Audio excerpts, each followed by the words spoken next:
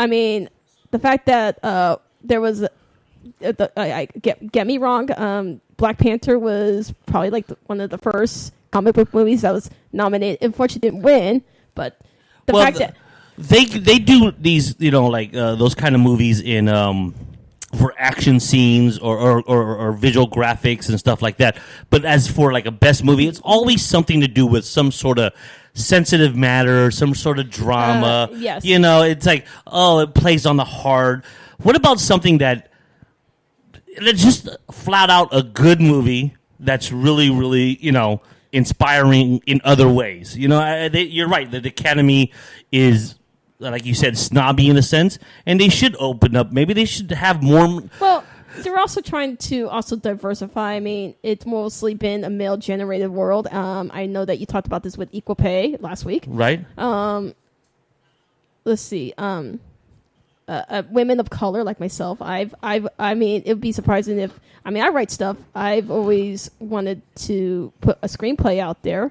Hey, you make these directors, man, slip it in his pocket, throw in his car. Yeah. Yeah, I mean, yeah. That's the gist. I mean, I go to our uncle Ricky, who's also the drag queen. If you heard Brian talk about drag queen in our family, Renita. Him and his friends get together in February. Even our late uncles, Uncle Peter and Dwayne, were joining in, and we do like a ballot pool out of fun. And we went, and in the past we won like DVDs. We get together at our Uncle Bobby. So you do Academy night thing? Yes, we did. Don't you guys write ballots and all that stuff? Wow. Yes, and we. I can never get it. I could tell you honestly, I cannot remember the last time I watched the Academy Awards or the Emmys or any of those award shows because I just think they're too political. They're too, like you said, snobby. I just don't get into it. I think there's too much politics involved. Not politics in the sense of the government politics, but as politics as your job. Like, well, this actor is not well liked, but this one is liked, and there may be some racist cards that they're playing. Like, well, that's why one year they had like Oscars so white, and I mean, what was it? 1 year, 2 years ago, where they actually had a lot of diverse people win Emmys. Emmys just happened about 2 weeks ago, so like. If you haven't had a chance to see like the Netflix show When They See Us, one of the actors, he was like the first Latino black man and he was only 21, and he just won an Emmy for lead in the limited series. I mean, I know my stuff. Sorry, it's. Oh no, it's all good because I did not know that. Yeah. That's why you're here, man, to help me with this movie stuff because I love movies. It's not just movies. It's movies and television. That's my aesthetic. Overall, I'm sorry, we're getting off. No, that's all good. That's all. I'm just saying. You're saying best actor nomination for sure. Yes. You're not. You highly doubt that it'll be nominated for best film. There was probably no visual graphics or any stuff. So you think best actor? What about any supporting actors? Any of those people? You think? Well, no. This is it's all Joaquin Phoenix. It's all standalone in this movie. You mentioned that it's an independent film. It's not a DC film. Well, no, it's a DC era, but it's kind of like how should I say this? They're not connected to not connected to the other Batman or it's not going to. It's not a spin-off of any other thing. It's just a standalone movie. It's not going to be. It's like Wolverine. Yes. Wolverine is separate from the X-Men movies. It's a Wolverine about him and how he became. That leads me to that transitions perfect to the next question I want to ask you.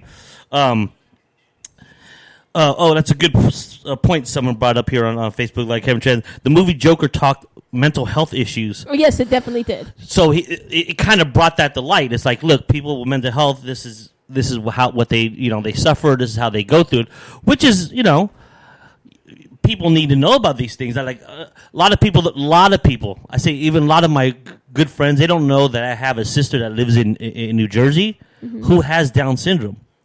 And growing up with a younger sister that had Down syndrome was very tough because people back then, the bullies and all those people were like, oh, your sister this, your sister that. And let me tell you, you know how many fights and arguments I got into over it. But I think if that's the same thing about racist people and maybe even political people. If they're not educated in something, they don't know about it. They have no knowledge of it. So the show is bringing out to the light of the mental, kind of like the Forrest Gump thing. It was like, there's no limits because you have any mental disabilities of any sort. You can still succeed in life. I mean, if Forrest Gump was like halfway true, that would be incredible. Yeah. If he really did meet the 4 presidents and played football and went to Vietnam and all that stuff. Yeah. But it shows that it's possible. Yeah. It shows that, hey, you don't have to be the smartest person in the room. You don't have to be the strongest person in the room. I know a lot of friends who are who have autism or Asperger's, which is a spectrum of autism, and they're freaking brilliant. It's just that they know how to feel. They know the, I mean, let me tell you a story real quick. Okay. I told you my sister has Down syndrome, right? Yes. We were living in San Mateo at the time when I was younger, and I was just riding my bike home from the swimming pool. There was a public swimming pool called Joinville Swimming Pool. San Mateo people know what I'm talking about. And then this physically disabled kid rolled up on a bike, and he was also, I don't want to be, this show is not about being politically correct, but I don't want to offend anybody by saying people don't use the term mental retard, but what do you say, mentally challenged, right? Mm-hmm. That's the correct way of saying it. So he's mentally challenged and physically disabled. He had braces on his leg, like Forrest Gump kind of thing. He was riding, and he took to me, and he wanted to ride bikes with me. But me being a stuck-up little popular kid, jock, nerd, dork that I was in school, no, I wasn't a dork, but whatever I was in middle school, I started riding bikes with him, and then I ditched him because I knew I could ride faster than him. Then he came over to the house because he knew where I lived. Everybody in the neighborhood knew where I lived. Mm-hmm. 2319 South North 4th Street in San Mateo. Everyone came by.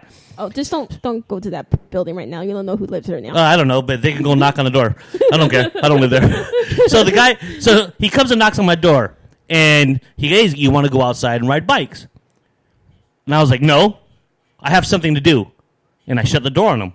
My dad heard that, and let me tell you, in the 80s, you didn't get timeouts. You didn't get the set in no corners. You heard the stories about my dad. Yeah. My dad whooped me pretty bad. And he told me, he goes, "You have a sister in the room who has a mental, disabled mentally, mm-hmm. and you're going to do that to him." He said, "You better get out there and become the guy's best friend." Mm-hmm. And I learned a lesson from that point on. I was like, he's right. Just because he looks, mm-hmm. talks, walks different than me and my popular friends, mm-hmm.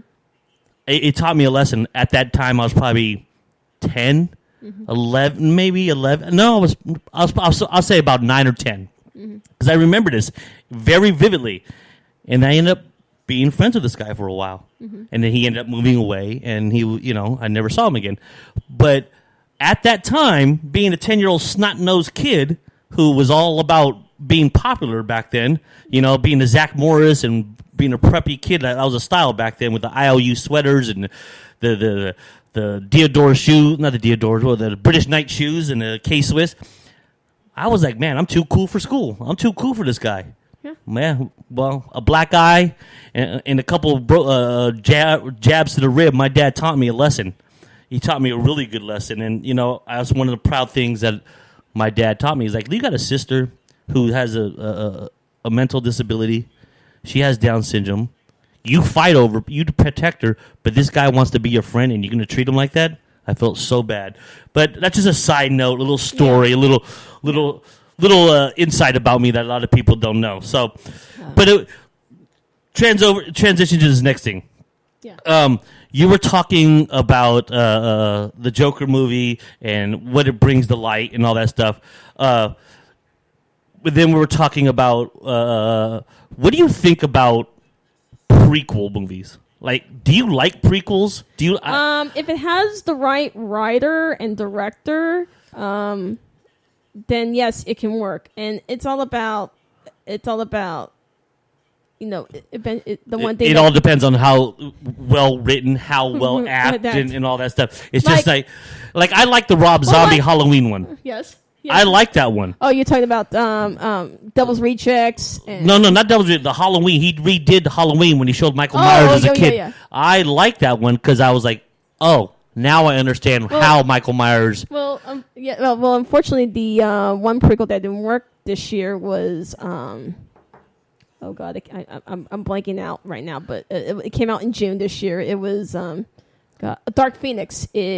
Sadly, yeah. It was a prequel, and it But that ties in. That is kind of a spin-off of the X-Men Generation movie. But it failed miserably. They promoted the crap out of it, and really, I haven't seen that movie either. But I still gonna see it. I unfortunately I never saw it either. I mean, I just might have to see it just for the hell of it. And I'm a movie guy too, but I don't go as much as you. But I'm not a go to the movie guy. I'll wait till it comes on Netflix kind of guy, or HBO kind of guy. I have a membership. I mean, I never signed up for Movie Pass. I don't know. A couple of friends told me to sign up for that. I was like, no, I don't have the money. And then when I did get the money, then Movie Pass went downhill, and I decided to sign up for when AMC came up, and I'm now been an AMC Pass member.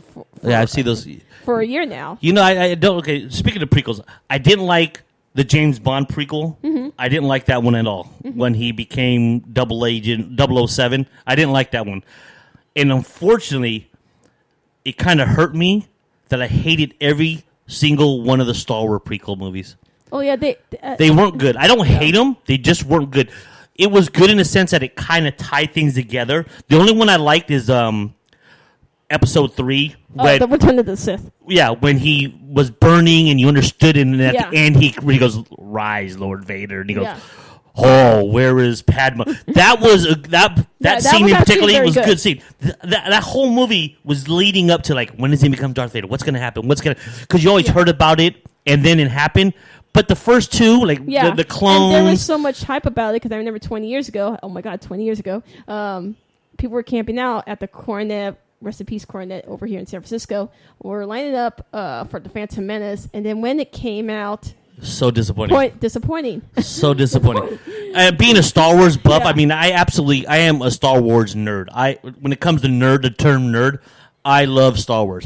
You can't see them in here. But R2D2 and C3 and Chewbacca are my favorite. I have almost everything out there in my living room. I'll show you. I have a Star Wars mug. I have a R2D2 mug. I have a Chewbacca action figure still in the package from 1983. You know, I have. Whoa. I have a lot. That could be worth a lot. It's not a lot, but it's worth something. But I'm not getting rid of it because I have an attachment to it. I have a loving. Character, which is Yoda, and I have a Yoda backpack, and that was very popular. I wasn't a big Yoda fan. I'm not a big Luke fan.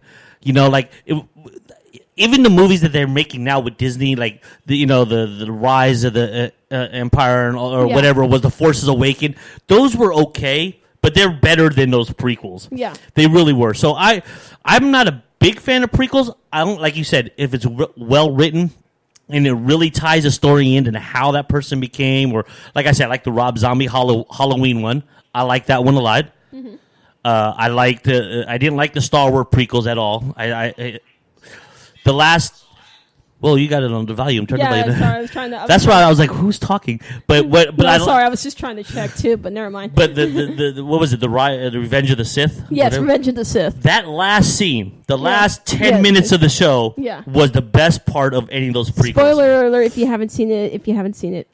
Well, it's so old right now. I don't think. I don't. If you haven't seen it by now, you're not really into those kind of things. But as far as prequels. They're okay to me. Yes. On a scale of 1 to 10, I'll give it a 6. Of all prequels. Like, I think the 007 one completely failed.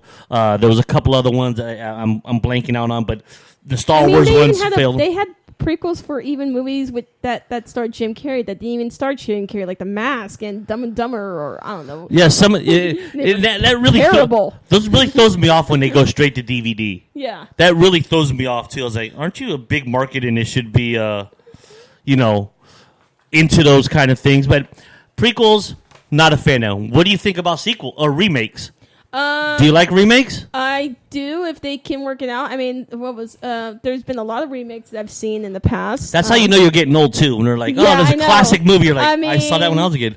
What's a good? I'll tell you right. I didn't like the one with Arnold Schwarzenegger was in the original one. Not Time Cop, but A Time Cop? What? And then you mean Total Recall? Total Recall. That was terrible. That was a horrible remake. I was like, these remakes are just. And if you look at the Halloween movies, there's so many of those Halloween movies. Like, how many Halloween movies?